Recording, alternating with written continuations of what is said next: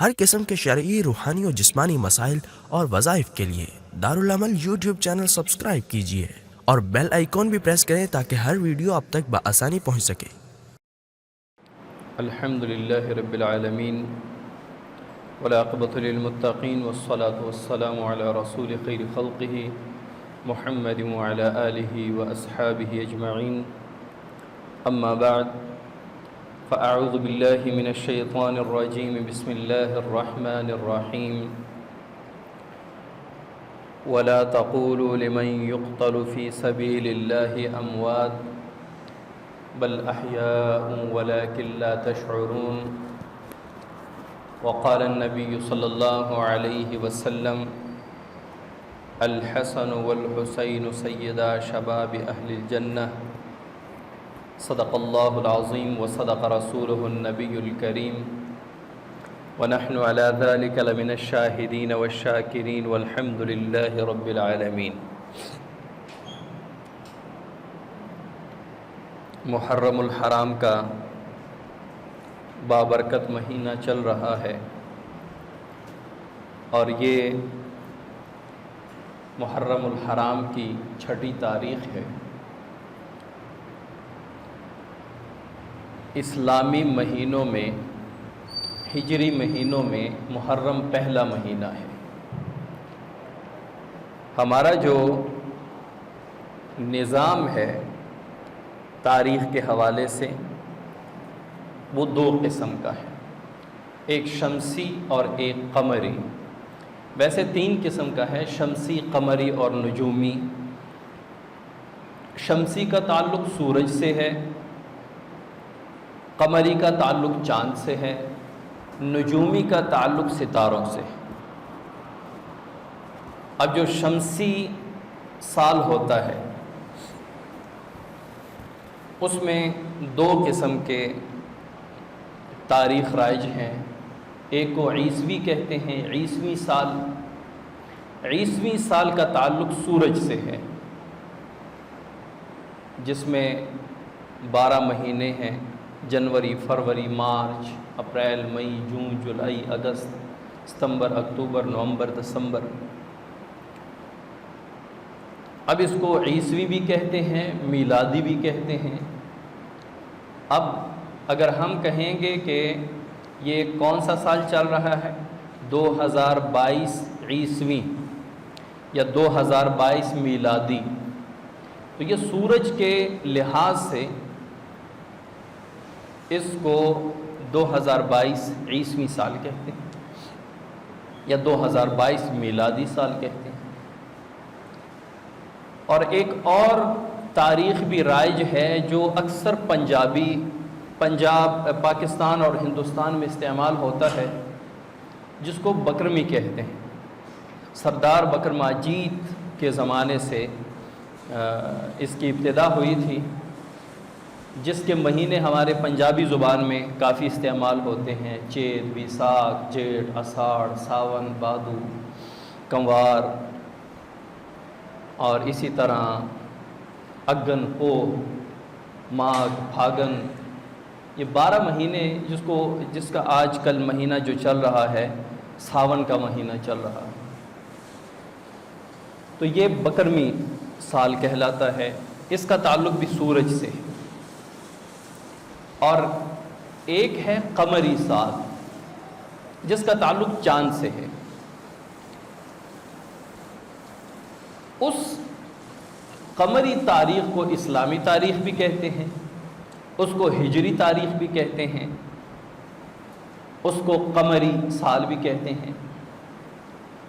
تو جب ہم لکھتے ہیں ہجری سال لکھتے ہیں تو ہم کیا لکھتے ہیں؟ 1444 ہجری قمری، ہاں اور جیم لکھتے ہیں۔ جس طرح 2022 کے ساتھ عیسوی لکھتے ہیں یا صرف عین لکھتے ہیں، کہ جس کی ابتدا حضرت عیسیٰ علیہ السلام کی ولادت سے ہوئی، اور ہجری کی ابتدا آپ صلی اللہ علیہ وسلم کی ہجرت سے ہوئی۔ 1444واں سال ہے آپ صلی اللہ علیہ وسلم کی ہجرت کا۔ تو ہمارے ہاں المیہ یہ ہے کہ ہر عام و خاص، پڑھے لکھے ان پڑھ کو عیسوی سال کے مہینے تو یاد ہوتے ہیں، کون سا مہینہ چل رہا ہے، اپریل کا چل رہا ہے، جون کا ہے، جولائی ہے، جنوری ہے، لیکن اسلامی مہینے شاذ و نادر کو پتہ ہوتے ہیں کہ یہ ہجری سال کا کون سا مہینہ ہے۔ تو ہجری سال کا یہ پہلا مہینہ ہے جس کو محرم کہتے ہیں۔ محرم اسلامی تاریخ میں، محرم میں بہت بڑے بڑے واقعات ہوئے ہیں۔ امام طبرانی رحمۃ اللہ علیہ نے اس کو نقل کیا ہے، اور غالباً مشکات نے بھی اس کو نقل کیا ہے کہ حضرت آدم علیہ السلام کی پیدائش بھی 10 محرم کو ہوئی تھی۔ حضرت نوح علیہ السلام کی کشتی 10 محرم کو پار لگی تھی۔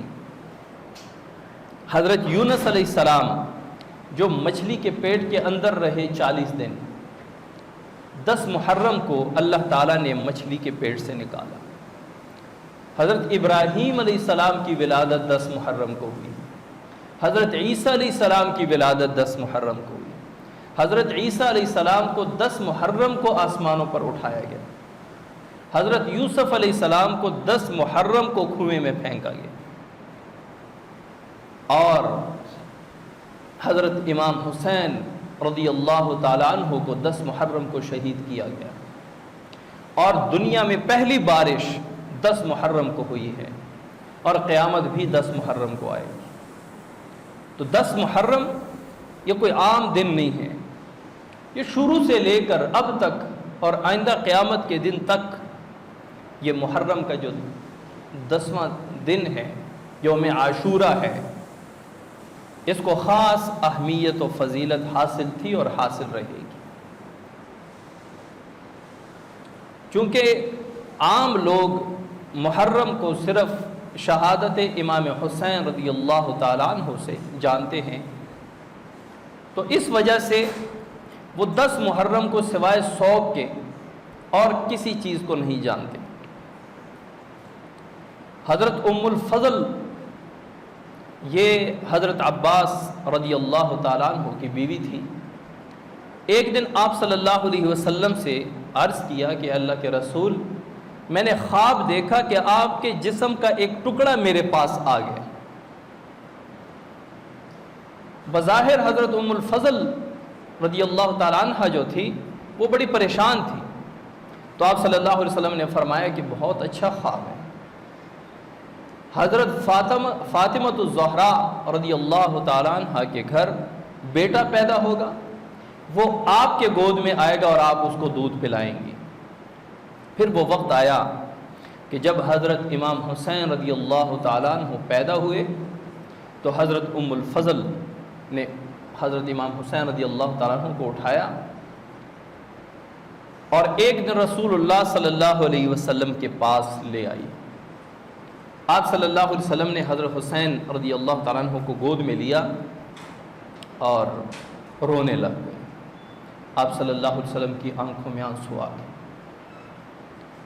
حضرت ام الفضل نے پوچھا کہ اللہ کے حبیب، رونے کی کیا وجہ ہے؟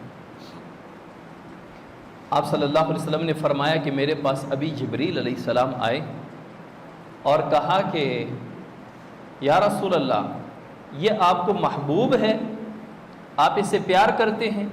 میں نے کہا کیوں نہ پیار کروں، یہ تو میرے دل کا میوہ ہے، میرے دل کا ٹکڑا ہے، میرے دل کا ٹکڑا ہے۔ تو حضرت جبرائیل علیہ السلام نے کہا کہ آپ کی امتی ان قریب ان کو شہید کر دیں گی،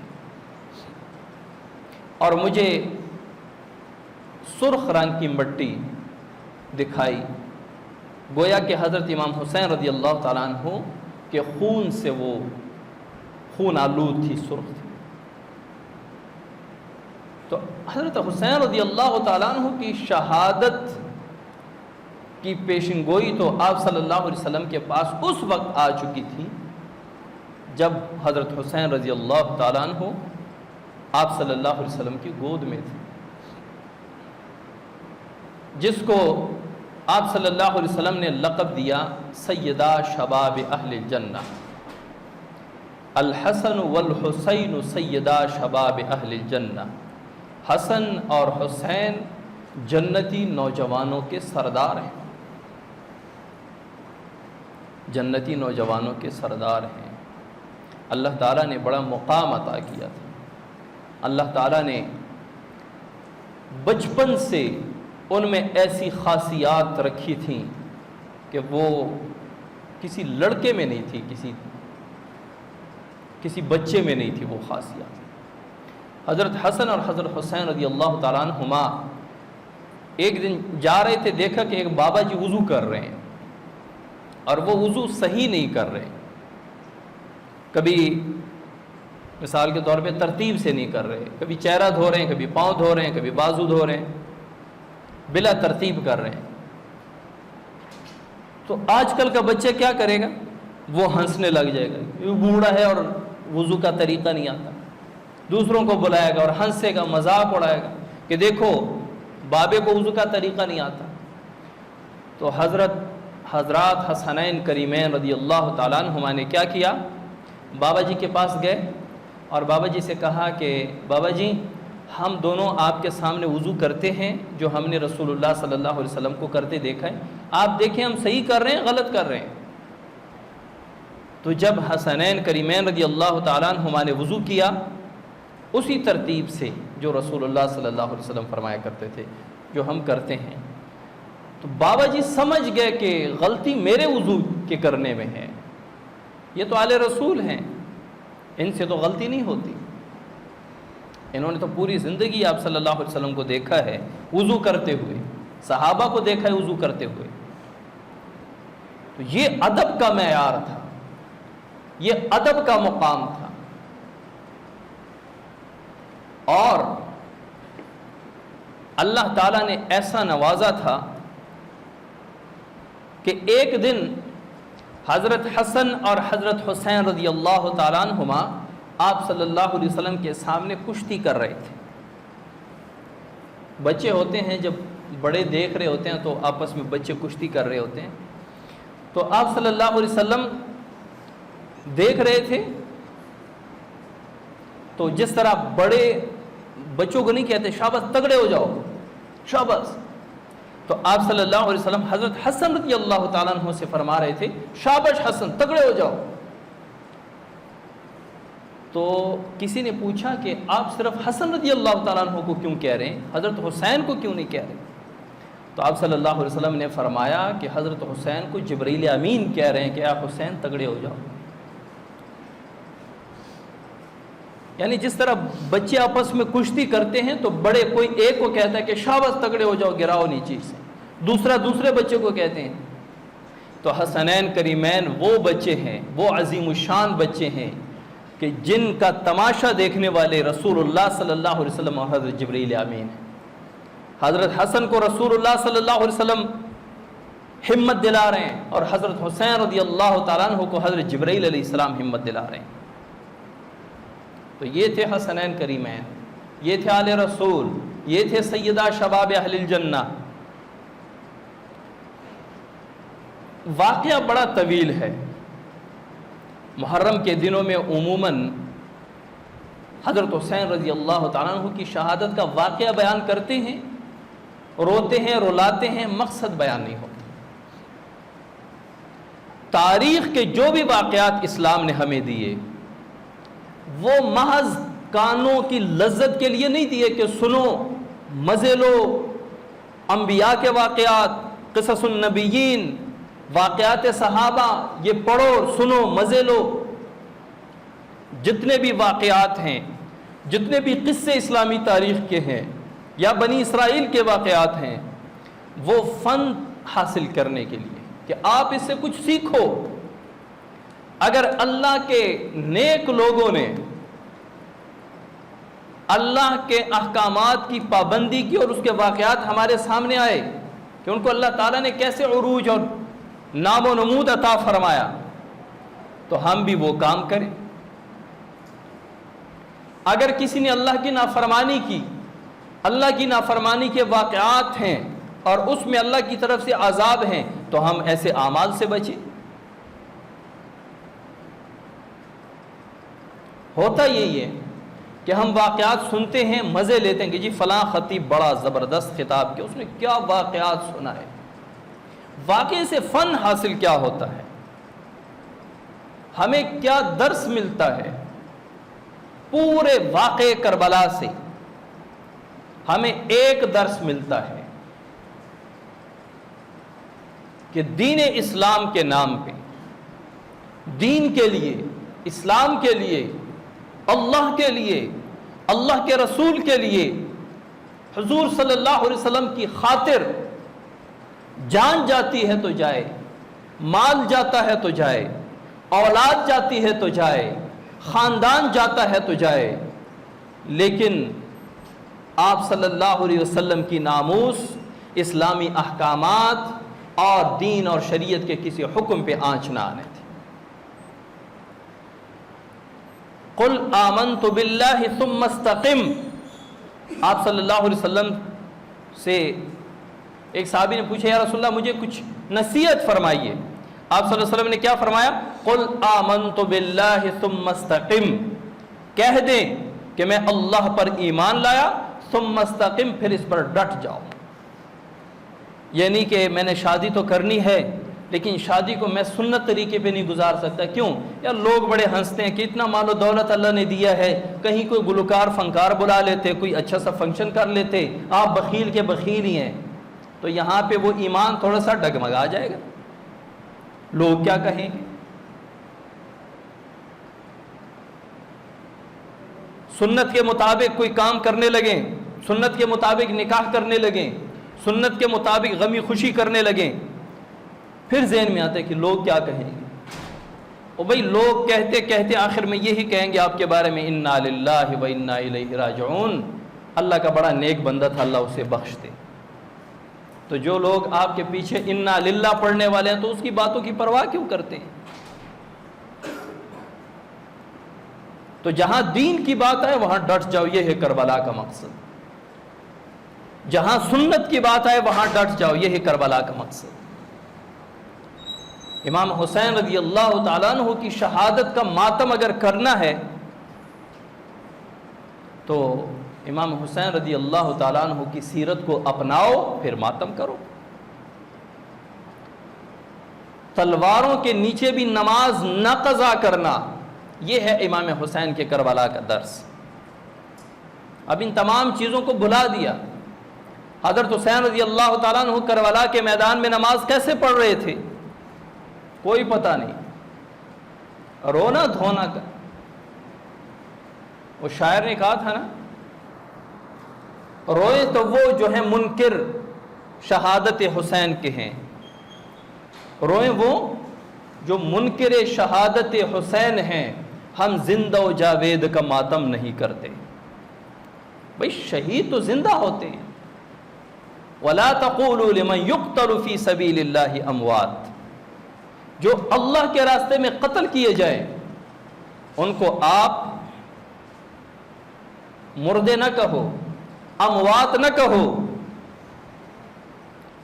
بل احیاء ولکن لا تشعرون، بلکہ وہ زندہ ہیں تم نہیں جانتے، تمہیں ان کی زندگی کا شعور نہیں ہے۔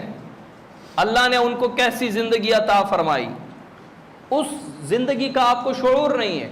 یہ اللہ فرما رہے ہیں قرآن میں، ان کو مردے نہ کہو، اموات نہ کہو، ان کو میت نہ کہو، وہ زندہ ہیں۔ تو زندوں کا کون ماتم کرتا ہے؟ ہم زندہ و جاوید کا ماتم نہیں کرتے، اور اسلام کبھی ماتم کی اجازت دیتا ہی نہیں۔ اگر تو ایسی شخصیات کی ماتم کی اجازت مل جائے تو پھر پورا سال 365 دن کہ جس میں کوئی نبی، ولی، صحابی، تابعی دنیا سے نہ گئے ہوں، تو پھر روزانہ ہر ایک کا ماتم کریں گے۔ یکم محرم کسی کو یاد ہے؟ حضرت عمر فاروق رضی اللہ تعالیٰ عنہ کی شہادت، وہ بھی دردناک شہادت تھی۔ اس میں بھی ابو لؤلؤ فیروز نے کتنے دن وہ خنجر مہلک زہر میں رکھ کر تیار کی تھی۔ فجر کی نماز میں حضرت عمر رضی اللہ تعالیٰ عنہ نماز پڑھا رہے ہیں، ابو لؤلؤ فیروز وہ چھپا ہوا ہے محراب میں، اندھیرا تھا تو انہوں نے وار کیا، حضرت عمر رضی اللہ تعالیٰ عنہ کے پیٹ میں دودھ پیتے اور ان پیٹ کے ان راستوں سے نکلنا شروع ہوا، اسی سے ان کو شہادت ملی۔ پھر یکم محرم کو بھی ہم ماتم کریں، روئے پیٹیں، شادی بیاہ نہ کریں؟ یہ مسئلہ بھی بڑا چلتا ہے کہ جی ہم نے یا تو محرم سے پہلے شادی کرنی یا محرم کے مہینے کے بعد۔ بھائی کیوں؟ محرم کے مہینے میں صحیح نہیں ہوتی، کس نے کہا نہیں ہوتی؟ اپنے بنیاد سے جو قرآن، حدیث، اجماع، قیاس، اس سے دوری کی وجہ سے ہم دوسروں کے عقیدے لے رہے ہیں اپنے ساتھ۔ کہیں ہندوانہ رسومات اپنی شادی بیاہ کے اندر ہیں، کہیں غیروں کے عقائد ہمارے اندر رچ بس گئے ہیں، جس کی وجہ سے ہمیں اپنے اسلامی عقائد کا پتہ نہیں ہے۔ محرم تو روز اول سے معزز چلا آ رہا ہے۔ میں نے کہا کتنے بڑے بڑے واقعات 10 محرم کو ہوئے۔ حضرت آدم علیہ السلام کی پیدائش 10 محرم کو ہوئی، اور کرنے کے کون سے کام ہیں محرم میں؟ یہ پوچھیں کہ ٹھیک ہے اسلام ماتم کی اجازت نہیں دیتا، اسلام رونے دھونے کی اجازت نہیں دیتا، اسلام سر اور رانے پیٹنے کی اجازت نہیں دیتا، اور شہداء کا ماتم ویسے بھی نہیں ہوتا، خوشیاں مناتے تھے صحابہ، ایک دوسرے کو مبارکباد دیتے تھے، لیکن کرنا کیا ہے؟ محرم کے مہینے میں 10 محرم کو 2 کام ہیں جو حدیث سے ثابت ہیں۔ اس کے علاوہ جتنی باتیں ثابت ہیں من گھڑت ہیں، موضوع ہیں، یا بالکل اتنے ضعیف ہیں کہ ان پر عمل نہیں کیا جا سکتا۔ قبرستان 10 محرم کو جانا، بس صرف محرم میں ہی قبریں درست کرنا، اس کے علاوہ پتہ ہی نہیں ہے، ضروری نہیں ہے۔ جو حدیث سے ثابت ہیں وہ صرف 2 کام ہیں۔ ایک،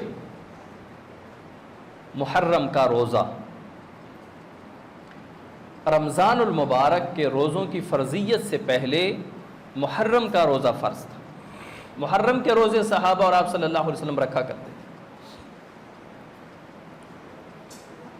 جب آپ صلی اللہ علیہ وسلم مکہ مکرمہ سے مدینہ منورہ ہجرت فرما گئے تو آپ صلی اللہ علیہ وسلم نے وہاں دیکھا کہ یہودیوں نے 10 محرم والے دن روزہ رکھا ہوا ہے۔ تو آپ صلی اللہ علیہ وسلم نے ان سے پوچھا کہ آج کون سا دن ہے، آپ نے کیوں روزہ رکھا ہے؟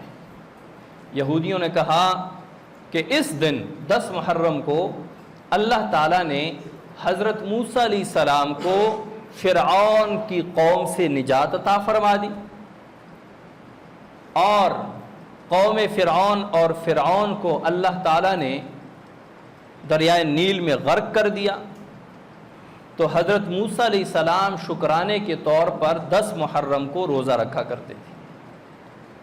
تو ہم بھی اسی خوشی میں، اس کے شکرانے کے طور پہ ہم بھی 10 محرم کو روزہ رکھتے ہیں۔ تو آپ صلی اللہ علیہ وسلم نے فرمایا کہ ہم زیادہ حقدار ہیں اس بات پہ کہ حضرت موسیٰ علیہ السلام اور ان کی قوم کی نجات پر خوشی کے طور پہ روزہ رکھیں۔ لیکن آپ صلی اللہ علیہ وسلم نے ساتھ میں ایک اور بات کر دی، اگر آئندہ سال میں دنیا میں رہا تو میں 10 محرم کے ساتھ 9 محرم کا روزہ بھی رکھوں گا، تاکہ یہودیوں کے ساتھ مشابہت نہ آ جائے، کیونکہ اسلام نے غیروں کی مشابہت سے ہمیں منع کر دیا، عبادات میں، رہن سہن میں۔ 9 اور 10 محرم، صرف 10 محرم کا روزہ رکھنا جائز ہے یا نہیں؟ بعض لوگ ہوتے ہیں وہ صرف ایک روزے کی طاقت رکھتے ہیں۔ حضرت مولانا انور شاہ کشمیری رحمۃ اللہ علیہ نے لکھا ہے کہ جو کام رسول اللہ صلی اللہ علیہ وسلم نے خود کیا ہے اس کو مکروہ نہیں کہہ سکتے۔ ہاں، اگر رسول اللہ صلی اللہ علیہ وسلم نے فرمایا ہے کہ آئندہ سال میں 9 محرم کا روزہ بھی ساتھ رکھوں گا، تو اس کا مطلب ہے کہ صرف 10 محرم کا روزہ زیادہ سے زیادہ مکروہ تنزیہی ہے۔ مکروہ کے دو قسمیں ہیں، مکروہ تحریمی، مکروہ تنزیہی۔ مکروہ تحریمی سے کہتے ہیں کہ جو حرام کے قریب ہیں، مکروہ تنزیہی اسے کہتے ہیں جو نامناسب ہو، مناسب ہے کہ آپ نہ کریں، کر لیا تو کوئی بات نہیں، کوئی گناہ نہیں ہے، مناسب اور نامناسب والی بات۔ تو اب 3 درجے ہیں 10 محرم کے روزے کے، 3 درجے ہیں۔ ایک یہ کہ 9، 10، 11 3 روزے رکھے جائیں، یہ سب سے اعلیٰ درجہ ہے۔ اور دوسرا درجہ 9 اور 10 یا 10 اور 11 کے روزے رکھے جائیں، یہ دوسرا درجہ ہے، یعنی 10 محرم کے ساتھ 9 یا 11 کا روزہ جمع کیا جائے۔ اور تیسرا درجہ یہ ہے کہ صرف 10 محرم کا روزہ رکھنا، یہ بھی جائز ہے، رکھ سکتے ہیں، رکھنا چاہیے۔ کوئی بندہ ہے وہ کہتے کہ یار 10 محرم کو تو میں فارغ ہوں، اس سے پہلے بعد مجھے ٹائم بھی نہیں ملتا، مشکل ہے میرے لیے، تو وہ 10 محرم کا روزہ رکھ لے سکتے۔ فضیلت کیا ہے؟ رسول اللہ صلی اللہ علیہ وسلم فرماتے ہیں کہ 10 محرم کا روزہ 1 سال کے روزوں کے برابر ہے، 10 محرم کا صدقہ 1 سال کے صدقے کے برابر ہے۔ اب کون پورا سال 365 دن صدقے کریں؟ کون پورا سال روزے رکھے؟ محرم کا 1 روزہ رکھا، پورے سال کے روزے کا ثواب مل گیا۔ محرم کے دن صدقہ کیا، پورے سال صدقے کا ثواب مل گیا۔ تو جو 1 روزہ آپ کے پیچھے، اچھا 1 روزے 1 سال کے روزوں کا ثواب ہے۔ اور ایک حدیث میں ہے کہ محرم کا روزہ پچھلے 1 سال کے صغیرہ گناہ معاف کروا دیتا ہے۔ 1 روزہ، ایک کام تو یہ ہوا محرم کا کہ محرم کو روزہ رکھنا، 9 اور 10 محرم کا روزہ، یا 10 یا 11 محرم کا روزہ، یا تینوں دن روزے، یا صرف 10 محرم کا روزہ۔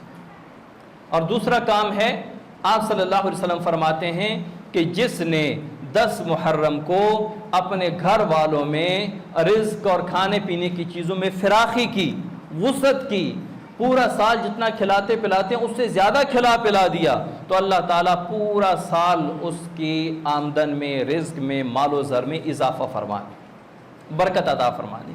امام ابن جریر رحمۃ اللہ علیہ فرماتے ہیں کہ ہم نے بارہا اس کو تجربہ کیا، اور اس تجربے کی کسوٹی پر پوری اتری ہے یہ حدیث کہ واقعی کہ 10 محرم کو اگر ہم نے گھر والوں پر فراخی کی ہے، وسعت کی ہے، زیادہ کھلایا پلایا ہے، تو اللہ تعالیٰ نے پورا سال ہمارے رزق روزی میں وسعت عطا فرمائی۔